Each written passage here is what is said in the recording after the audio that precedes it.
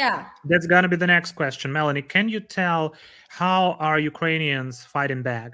How do you fight this misinformation? What are the strategies to confront this misinformation? Is there anything that Taiwanese maybe can learn from you? And I don't know, are there many media outlets that actually trying to spread the truth, to tell the truth, to tell what's going on in Ukraine from a Ukrainian perspective? Because if we're talking about Taiwan, the relationship between countries are, I wouldn't call them at the good state, because you don't even have representative offices. Like there is no Taiwanese embassy in Kiev, nor there is a Ukrainian representative office or Ukrainian embassy in Taipei. And Taiwanese views over Ukraine are largely influenced by Russia, because even at the universities, there is no Ukrainian language faculty. You cannot learn Ukrainian living in Taiwan as a Taiwanese person, but there are like so-called, there are like 3 Russian language faculties in They're probably called like Taipei. Slavic culture and language. But they're called something. Slavic, yeah. That's the thing. I have a big problems with them there, because Polish language is also a part of Slavic languages, but how can you have a mandatory Russian course in a Slavic language center? You call it Russian language faculty. Just call it Russian, and that's it. Yeah, just call it Russian. It's not Slavic. And Otherwise, the people do you speak Slavic? Slavic meaning Russian? No. Yeah, it's like people are like, then it happens like people come to Poland or Ukraine or Belarus and go, everybody speaks Russian here. I was told that at the university, and it's not true. By a Russian professor who was born in the 40s and worked in the KGB for 20 years, because now he's in Taiwan, probably sent there. Yeah, literally the case every single time for some reason. There's like this, it's fun. Some guy was arrested in Germany. He was like he was like a famous, either a professor or some kind of guy, I don't remember, but he had like this, his house was full of like Russian KGB memorabilia and stuff, and he was like apparently a huge fan of all that. And we were watching that arrest and like his search warrant in the house. I was like, who's surprised? Nobody's surprised. That's just how it works. Well, the thing with how we fight misinformation, there's like, it's twofold. So there's government communications, and then there's public communications, media, or like non-government communication. In terms of our government stance, it has been largely improving for years. So our minister of international relations, he's been doing a good job. Our ambassadors, wherever they're present, they're doing a sort of okay job. I mean, I cannot criticize them at this time. Maybe they're not saying everything I wish they would say, but then again, they can't. So they're fine. They're holding up very well. We do have an culture and information policy ministry, but it has for years been largely concerned with internal information campaigning that has not been successful. I'm sad to say. We have like this huge channel that is dedicated, that is like aired on the occupied territories. We're like supposed to, give them good info on what's going on in Ukraine, but it just became this like pro-government channel that just says like how amazing government is, and sometimes makes horrible mistakes.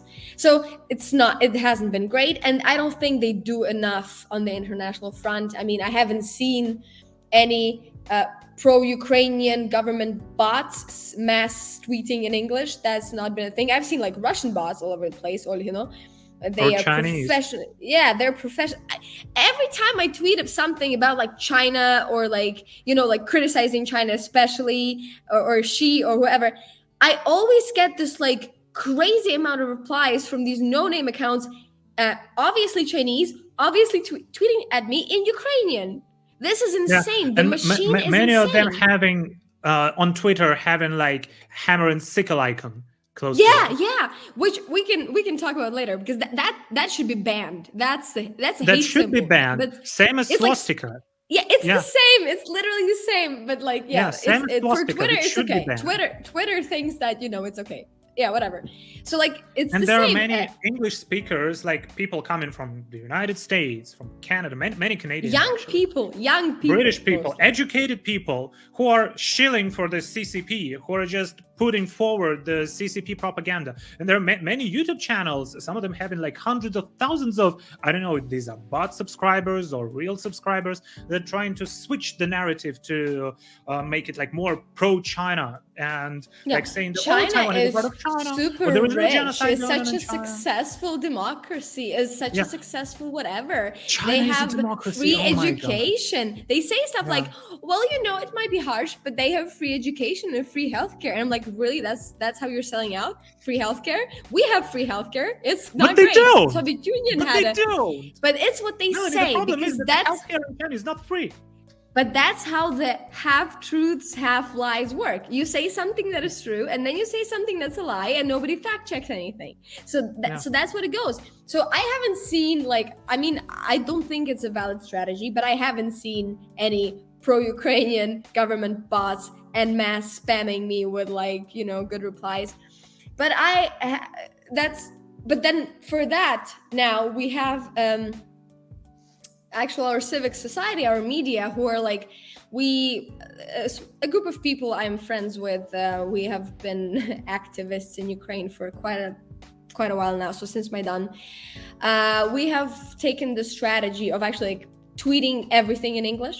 So if Taiwanese people want to spread some information about themselves, that's literally the best thing I can advise you to do, is just, you know, spam the hell out of them. I mean, it works. And there is a very good Hong Kong center in Ukraine. Yes, they're amazing. They're great people. They support everything we do, and they inform us on everything in that regard, and they will gladly help.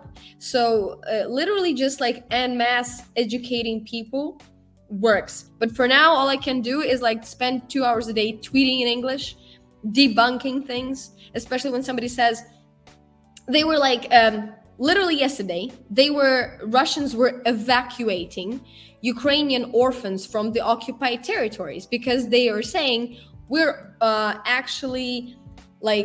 evacuating them to the territory of Russia because Ukrainian military is going to attack and try to take back the occupied territories.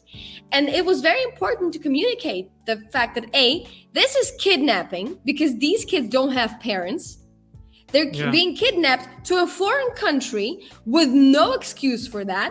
And then whatever happens to them on the way, because you know Russia and their diversions, if that bus with kids were to blow up, because they can do that, they don't care.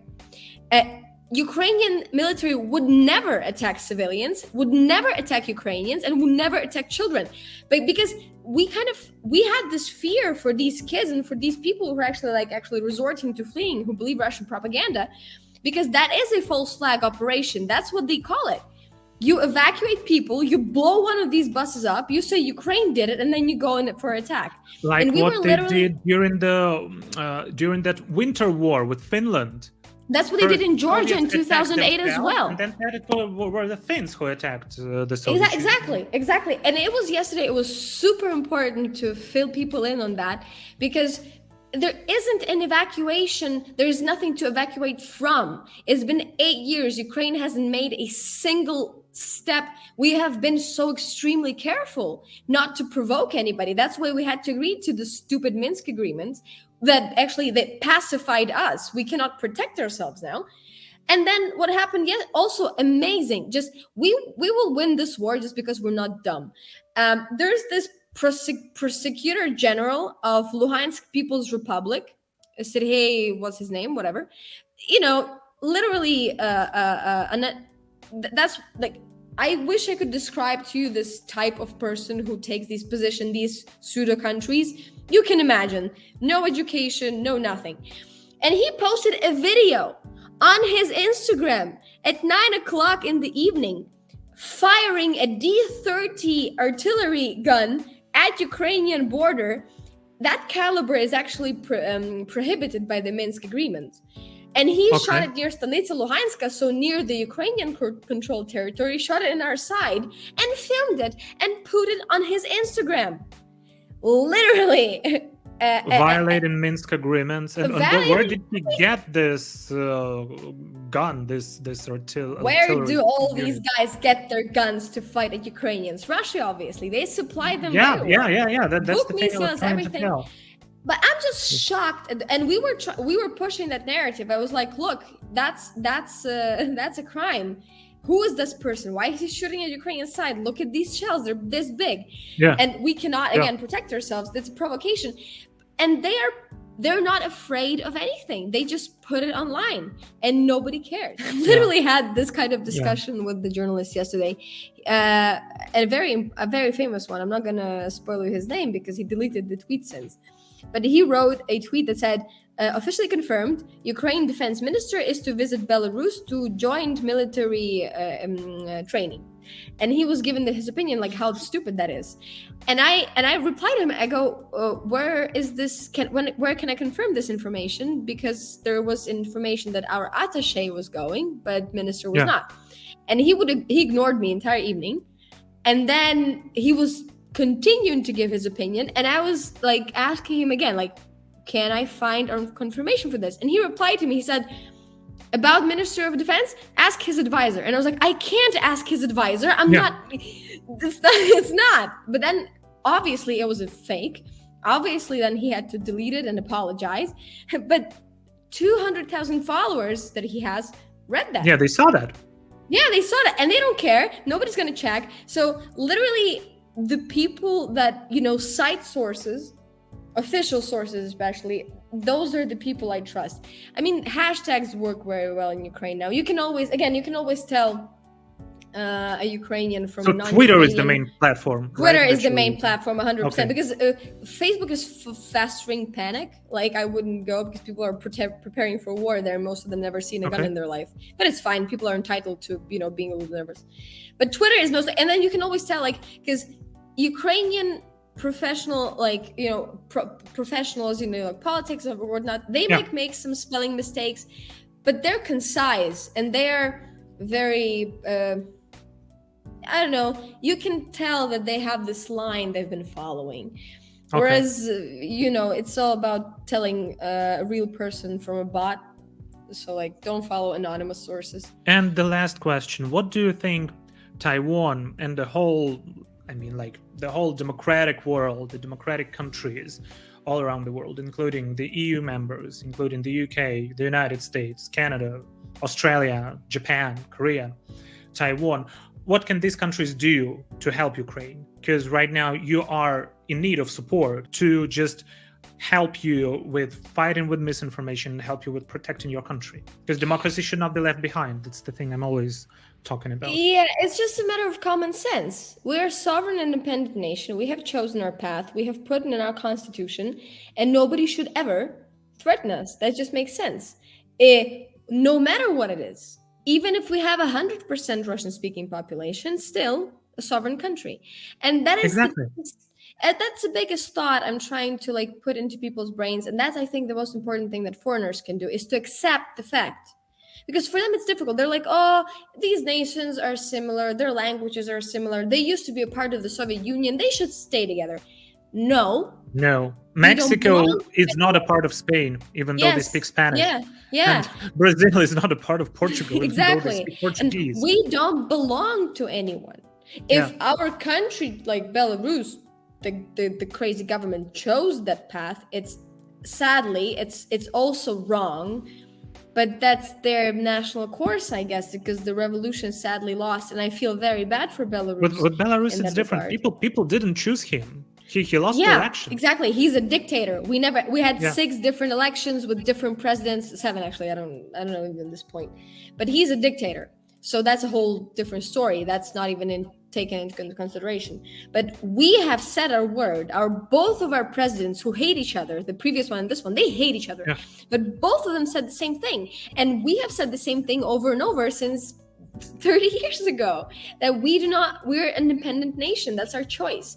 And I hate the fact that we are being used as this instrument of, Russia they're big, they're scary. Let's not, with what? Ukraine is 40 million people.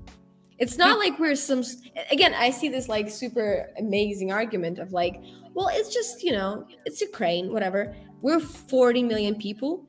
One of the largest countries in Europe, You're actually. the second largest in Europe, probably, after Russia. After Russian part, like European part, huge country, with huge potential, so resilient it's ridiculous. So yeah, I wouldn't want people to think that we're just like a pawn you can give up. We have been, it sounds like a lot, it does, but I will just say it that for the past 8 years, it feels like we've been like holding back Russia like as a borderland for the entirety of Europe. It feels like it. And then you're weak, you're corrupt, yeah, but we have somehow managed not to let them go any further. They would love to, I guess. And you have some corruption issues, and you have some issues with your country also due to Russia's actions in Ukraine. Of course, this is institutional kind of tradition that dates back from the Soviet Union, because contrary to popular belief, Soviet Union was extremely corrupt. It was extremely corrupt because you couldn't survive any other way. You wouldn't get healthcare if you didn't give bribes. You wouldn't get food if you didn't bribe anyone. So this like any other communist societies, they all fail. Yes, exactly. It's an unfair system based only on relationships and corruption. Yes, corruption, money, and interpersonal stuff. Yeah, that's not the way. If you don't know anyone, that's the thing. Like knowing someone, that's a post-Soviet thing. Yeah. Oh, I know someone in there. I know someone, because if you don't know people, you're done. So we actually have. The corruption has made the civic society very influential. So it's a matter of time. If we didn't imagine what would Ukraine achieve if we didn't have this distraction for 8 years and millions of deaths, thousands of deaths, imagine if we didn't suffer economically so much because of the war, because war is expensive. So it's an unfair thing to say in that regard, that no, Ukraine is corrupted the same way any other European country is corrupted. It's just European countries are rich and we're poor, and that's just more obvious. That's just it. Okay, thank you so much, Melania, for participating. Thank you very much for bringing this topic of Ukraine to your viewers. I know it's difficult to care about Ukraine from Taiwan. I know. So it's not. It's good. If you look deeper, it's not, because there are many similarities between the two countries. There are. And experiences that Ukrainians went through during the 20th century. It's also, there are a lot of things in common with what Taiwan went through with white terror and with 228 massacre, with not allowing Taiwanese people to use their languages, with martial law that lasted for 38 years. Taiwan has been through a lot, same as Ukraine. So I think that you should communicate more. Hope that, we should definitely. Yeah, hope that there will be like a new bridge in communication between the two countries. Alrighty. Thank you so much for watching. If you like the video, please press like, subscribe, and share. This is Stan. I see you in the next one. 非常感谢各位的观看。如果喜欢这种内容的影片，请帮按赞、订阅跟留言。想赞助的话，在这里跟片下面有 Patron 这个网站的链接。然后记得一定要订阅 Melanie 她的个人的 YouTube 频道。感谢观看哦，再会啦。